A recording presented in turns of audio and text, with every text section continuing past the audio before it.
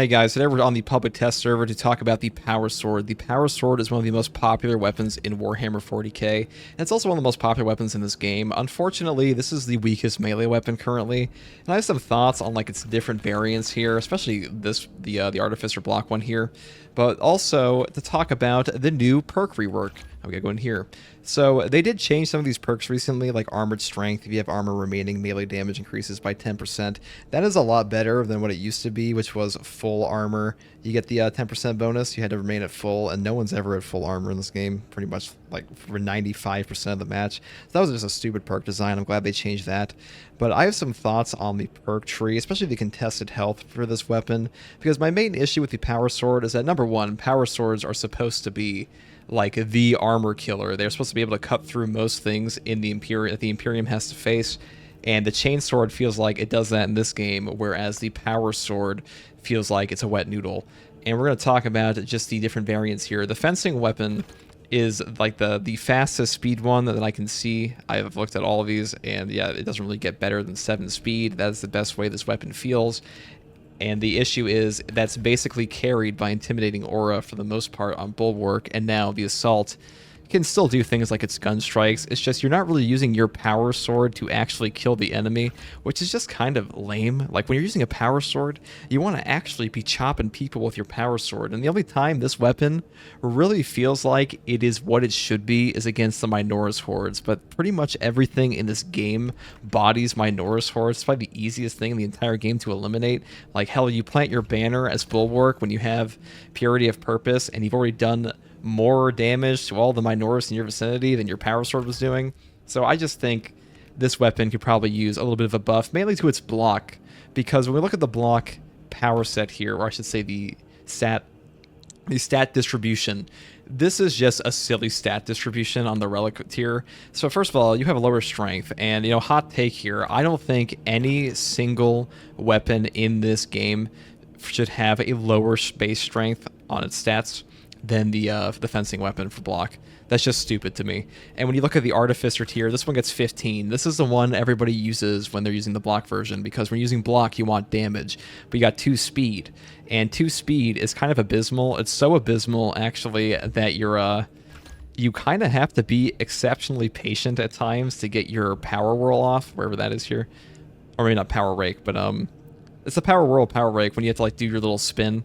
Point is, this one is so ridiculously slow that you're mainly using it on Assault because you have all the other melee perks and you can dive bomb the enemy. Meanwhile, on Bulwark, I don't really see a point in ever using the block power sword because, number one, you are carried by, once again, your Intimidating Aura.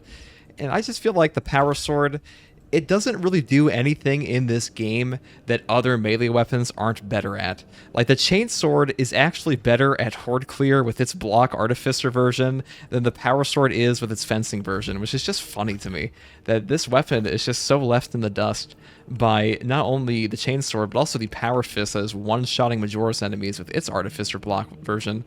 And the speed on this doesn't matter because this actually has a charge attack.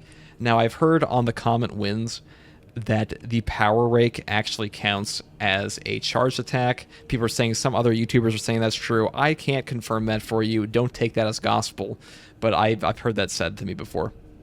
Now, my main issue with the power sword, besides its kind of like abysmal damage, would just be its contested health recovery, because once again, chainsword is one of the best, is the best melee weapon in the game, just because it's good at horde clear, it's good at Majoris killing, it's good at boss damage, it has a charge attack, and it also has swift recovery. Heavy attacks restore 100% more contested health. Applies to the following attacks: quick punch, front kick, shoulder bash, stomp, on top of having the full throttle skip, which maybe I'll make a video on that eventually, but this is basically a combo skip that lets you get out your combos one step early, so you know you can get your stomp out in 2 attacks rather than 3.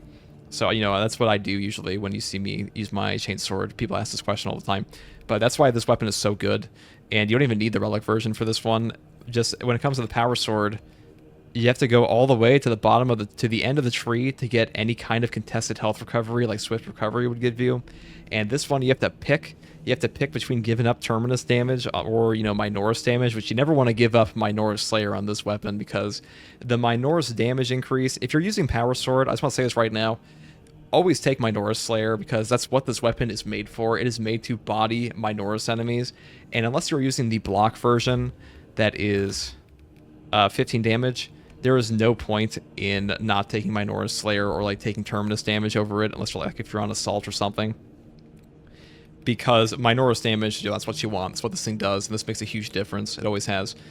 But the issue I have, once again, are these two contested health recovery things. You have to pick between them. This should just say that the weapon has 100% more contested health recovery, because this contested health recovery is worse anyways than like a chainsword, and Tactical already gets things like, oh, he can just take transhuman physiology, and now he's like, Vanguard Light on top of having the swift recovery on his chainsword, which is just kind of silly to me. So Power Sword's been left behind a little bit. The devs are aware the Power Sword's been left behind. They gave it like a buff to its power rake damage, or I should say like its heavy attack damage. So like you get an increasing 10%, I believe it is. But still, this weapon's still behind all the other ones. Like, I don't really know why we pussyfoot around having these weapons feel strong when we have a weapon currently with the Power Fist that is literally one-shotting Zoanthropes out of the air. Like, that's really the issue, is that if all these weapons were like kind of weak, I would feel a lot less bad. Unfortunately, you have one that's just like the Super Fist. Like, you are one punch man of this thing. A balanced Power Fist on Assault is putting Tyranid warriors into execute instantaneously. You will never see that with a Power Sword, and that's just even the block Power Sword that has a higher base damage than the balanced Power Fist, which is just stupid. And whoever made the Power Sword stat requirements here for like cleaving potential, not requirements, but stat distribution for cleaving potential, this is stupid. Just put this cleaving potential down to 1, because you know what? Cleaving potential has never done anything notable for anybody in this entire game. I have never once seen a single person sit there and be like, oh my god, my 2 cleaving potential on my Relic Power Sword is holding me back. What will I ever do? I guess I've got to swap over to the block one for that 7 cleaving potential, because this weapon does not suffer from a cleaving issue. And it's just a mind-boggling this has lasted so many patches that we've had this block weapon like this, because this one's the better one. This is the block weapon you use currently, and I just feel like it's ridiculous to have to go back to the Artificer one. It's a little ridiculous to have the block version, this one, also be like the best currently. This is the best on Tactical, if you're unaware, for the Chainsword. Maybe I'll make a Chainsword video at some point.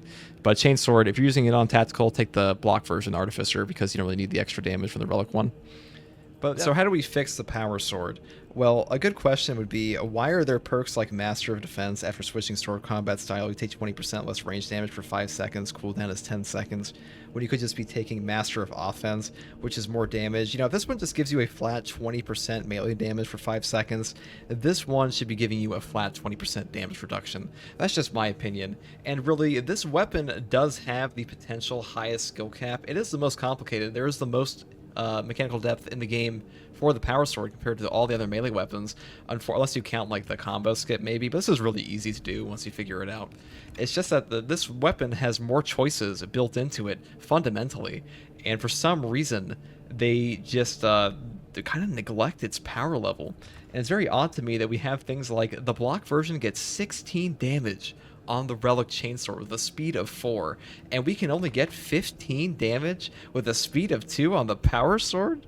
Like, what on earth even are these stat distributions? Though I'll say the block version of this is Artificer, so probably wasn't intended to be stronger than like a Relic Chainsword, but that's where we're at, because the block version for this is so bad. And when they made the block update, they did say they upped the base damage, and they didn't really actually like showcase this in the actual stat spreads here. So, you know, some of the comments probably tell me if like that the base damages are technically higher, even if they aren't reflected properly on the stat screen. Still, that would still mean the Relic weapon's better. And the Relic block Chainsword is just better overall, and you know, it definitely is than the Power Sword one. And it's not really fun to play Bulwark and have to spam your intimidating aura and just gunstrike every Majoris when you could just be chopping their heads off with your Power Sword. Because really the best part of the Power Sword is watching the super cool animations that play when you cut off a Tyranid's head, because the actual weapon sure as hell ain't doing that. But anyways, those are some of my thoughts on this. I'm not entirely certain how you could fix this weapon without, you know, dramatically increasing the contested health recovery. That would be step 1 to me. or buffing up its damage, because, you know, you'd have to do a lot of work to make the power sword more overpowered than a power fist or chainsword at the moment. So giving this thing some like hefty buffs and changing the stat distributions a bit on the block versions, because like I would use the block version of this a lot more if it was just better. I think that would be a good first place to begin. Let me know what you guys think in the comments below, and as always, if you like content like this, subscribe for more, and thanks for watching. Take it easy, guys. Bye.